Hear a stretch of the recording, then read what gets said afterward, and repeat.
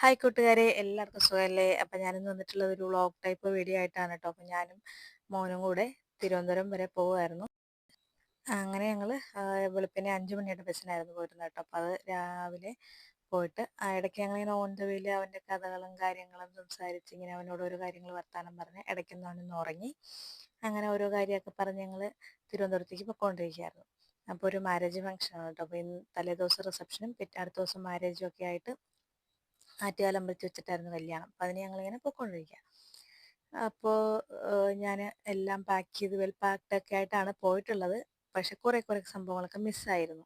അതെന്താണെന്നൊന്ന് നമുക്ക് നോക്കാം കേട്ടോ. അപ്പോൾ ഞാൻ എന്നിട്ട് അവിടെ ടൗണിൽ ഇറങ്ങിയിട്ട് എൻ്റെ ഒരു കസിൻ്റെ വീട്ടിൽ പോകണമായിരുന്നു. ഞങ്ങളങ്ങനെ കസിൻ്റെ വീട്ടിലൊക്കെ പോയിട്ട് തിരിച്ച് ഞാനും മോനും കൂടെ ബാലരാമപുരത്തേക്ക് പോകുന്ന വണ്ടിയിൽ കയറിയിട്ട് ബസ്സിൽ കയറി ബാലരാമപുരത്തേക്ക് പോയിക്കൊണ്ടിരിക്കുക. അപ്പോഴാണ് മോൻ പറയുന്നത്, അമ്മേ പുറകിൽ ബസ്സിൽ ആരും ഇല്ല എന്ന് പറഞ്ഞപ്പോൾ നോക്കിയപ്പോൾ ശരിയാ, ബസ്സിൽ അധികം ആൾക്കാരൊന്നും ഇല്ലായിരുന്നു.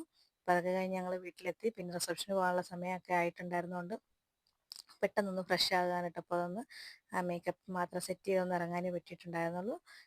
അത് കഴിഞ്ഞിട്ട് ഞങ്ങൾ പോകാനായിട്ട് ഇപ്പോൾ ഞാൻ ഫേസസ് കാനഡ 3-in-1 ഫേസറാണ് യൂസ് ചെയ്തത്. അതിനോടൊപ്പം എൻവൈബയുടെ സ്ട്രോക്ക് ക്രീം യൂസ് ചെയ്തിട്ടുണ്ടായിരുന്നു. അതും കൂടി മിക്സ് ചെയ്ത് ഫേസിൽ അപ്ലൈ ചെയ്ത് കൊടുക്കുകയായത്. ഇതെല്ലാം അപ്ലൈ ചെയ്തുകൊണ്ടിരുന്ന സമയത്താണ് ഞാൻ ആ ഒരു സംഭവം മനസ്സിലാക്കിയത്. ഞാൻ ഐ ഷാഡോയുടെ പാലറ്റ് എടുക്കാൻ മറന്നു.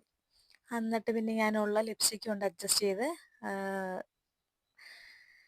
അടിപൊളിയായിട്ട് മേക്കപ്പൊക്കെ ചെയ്തു. ഫേസസ് കാനഡയുടെ 3-in-1 ഫേസറും സോഫ്റ്റ് ക്രീമും ഉള്ളതുകൊണ്ട് അടിപൊളിയായിട്ട് ചെയ്യാൻ പറ്റിയിട്ടോ. അപ്പോൾ ഇതാണ് അന്ന് ഈവനിങ് റിസപ്ഷൻ്റെ ലുക്ക്.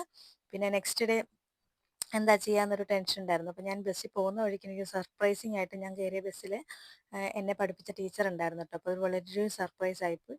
ടീച്ചറെ കണ്ടു, കുറേ നേരം ഇങ്ങനെ ബസ്സിലിരുന്ന് വർത്താനമൊക്കെ പറഞ്ഞിരുന്നു. പിന്നെ നെക്സ്റ്റ് ഡേ എങ്ങനെ മേക്കപ്പ് ചെയ്യുമെന്ന് ആലോചിച്ച് സങ്കടപ്പെട്ടിരിക്കുകയായിരുന്നു കേട്ടോ.